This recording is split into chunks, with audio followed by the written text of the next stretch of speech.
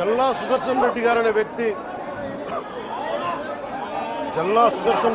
వ్యక్తి ఈరోజు జవహర్ బాబు గారి మీద దాడి చేయడం కాదు, ఇతనికి దాడి చేయడం అనేది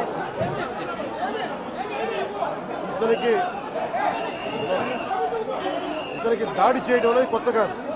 జల్లా సుదర్శన్ రెడ్డి గారికి గతంలో కూడా ఈయన ఇదే ఎంపీడీఓలో ప్రతాప్ గారి మీద దాడి చేశారు, శేఖర్ నాయక్ గారి మీద దాడి చేశారు, అలాగే శ్రీనివాసులు రెడ్డి గారి మీద దాడి చేశారు.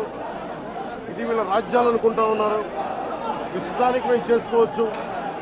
జవహర్ బాబు గారు కూడా చెప్పింది ఏంటంటే రూమ్ తాళాలు అడిగారు, అది మీ అమ్మగారికి ఇస్తాం, అది ఆవిడ మండల పరిషత్తు ఆవిడకి పదవి ఉంది కాబట్టి వాళ్ళ పిల్లలకి ఇవ్వమంటే ఎందుకు ఇవ్వం అని చెప్పి వాళ్ళ మనుషులు దాడి చేసి అమానుషంగా కొట్టారు. ఆయనకి హై బీపీ ఉన్న వ్యక్తి, హార్ట్ ప్రాబ్లం ఉన్న వ్యక్తి, పైగా కూర్చోబెట్టి కులాన్ని దూషించడం. దీనికి వీళ్ళ అహంకారానికి కులం ఏం లేదా. ఎవరైనా సరే, శ్రీనివాసరెడ్డి గారు కావచ్చు, శేఖర్ నాయక్ గారు కావచ్చు, ప్రతాప్ గారు కావచ్చు, జవహర్ గారు కావచ్చు, ఎవరి మీదైనా సరే వాళ్ళకి ఆధిపత్యానికి అడ్డుకుంటే మటుకు వీళ్ళకి ఇదే. నేను వీళ్ళందరికీ ఇదే చెప్తున్నాను మీకు. ఇది గత ప్రభుత్వంలా కాదు, ఇది ఇష్టారాజ్యంగా చేస్తాం మేము కూర్చున్న వ్యక్తులం కాదు. మేము సాక్షాత్తు నేనే ఉప ముఖ్యమంత్రిగా ఉండి నేను తప్పు చేసిన శిక్ష పడాలి అని చెప్పి అసెంబ్లీలో చెప్పిన వాడిని. అలాంటిది మీరు ఇష్టారాజ్యంగా కూర్చొని అధికార విధులు నిర్వహిస్తున్న వాళ్ళ మీద దాడి చేస్తే ఏమాత్రం ఉపేక్షించాం. ఎస్పీ గారికి చెప్పాం, కలెక్టర్ గారు దృష్టికి తీసుకొచ్చాం. కలెక్టర్ గారు కూడా ఇదే చెప్పారు.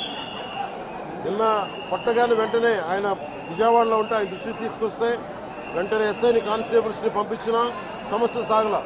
అదనపు బలగాలతో సిఐతో వెళ్తే తప్ప పరిస్థితి కంట్రోల్లోకి రాలా. ఎలా కొట్టారంటే లోపల గడిపెట్టి మరి ఎవరిని రానివ్వకుండా గడిపెట్టి మరి ఆయన అమానుషంగా దాడి చేశారు. నువ్వు ఎలా వస్తావు ఇక్కడికి?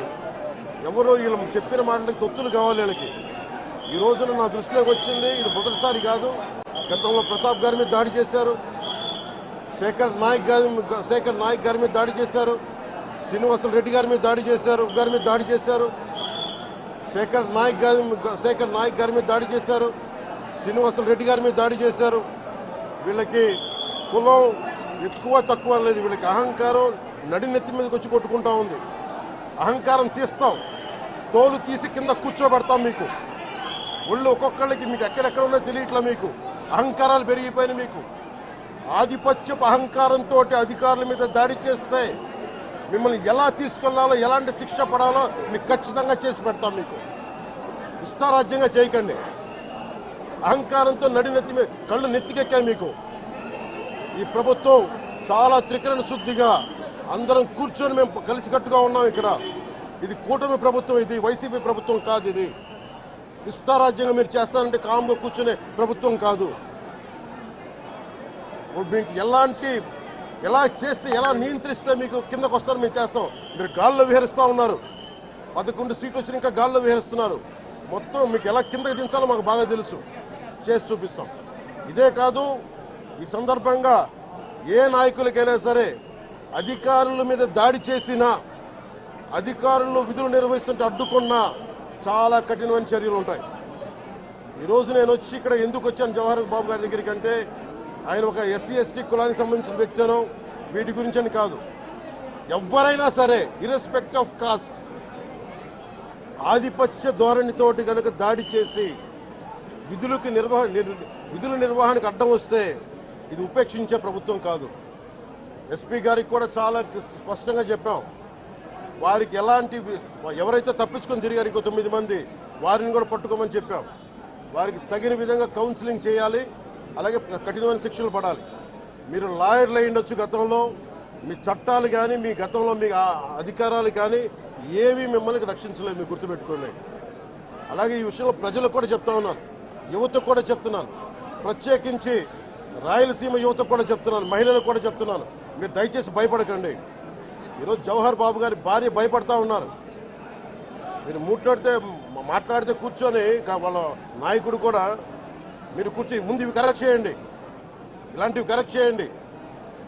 మీ పార్టీ వర్గాలను మీరు నియంత్రించుకోండి. 11 సీట్లు వచ్చినా ఇంకా మీరు దాడులు చేస్తూ ఉంటే మటుకు ఉపేక్షించే ప్రభుత్వం కాదు ఇది. అలాగే ముఖ్యంగా రాయలసీమ యువతకు చెప్తున్నాను, ఇలాంటి తప్పులు జరిగినప్పుడు ఆధిపత్య అహంకారంతో దాడులు చేస్తున్నప్పుడు నిజంగా మీరు ఎదుర్కోండి. మేము అండగా ఉన్నాం మీకు.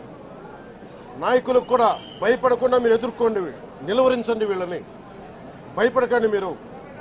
ఇలా భయపడే ఈ రోజున ఒక ఎస్సీ అధికారి జవహర్ బాబు గారి మీద దాడి చేసి కులం పేరుతో దూషించారు. అన్ని రకాలు నువ్వు ఎలా తిరుగుతావో చెప్పి దూషించారు. నువ్వు వెళ్ళి రిటైర్ అని నేను చంపేస్తావని చెప్పి బెదిరిస్తా ఉన్నారు. ఇవన్నీ సాక్కూడదంటే కేవలం ఇది పోలీసు ప్రభుత్వాలే కాదు, దీనికి ప్రజలు కూడా దీనికి స్పందించాలి. ఓట్లేసి మన పని అయిపోయిందంటే కదా, ఇలాంటి వాటికి మీరు బయటకు వచ్చి మాట్లాడాలి. భవిష్యత్తులో ఇలాంటి నాయకులు మళ్ళీ ఎన్నికల్లో పాల్గొనాలంటే కూడా వాళ్ళకి భయం రావాలి. మీరు ఆ స్థితిలో ప్రజలు కూడా దీనికి అప్రమత్తంగా మీరు కూడా దీనికి బాధ్యత వహించండి. ప్రభుత్వం మీకు అండగా ఉంటుంది. అలాగే జవహర్ బాబు గారి భార్య ఒకటే భయపడుతూ ఉన్నారు, అయ్యా మేము నిస్సహాయతలో ఉండేవాళ్ళం, మేము ఎస్సీ మాల కులానికి చెందిన వాళ్ళం, మాకు భయాలు వేస్తున్నాయి, మాకు ఎవరు లేరు మాకు అండగా ఉంటే వాళ్ళకి ఇదే చెప్తున్నాను. మేము భరోసా ఇస్తున్నాం.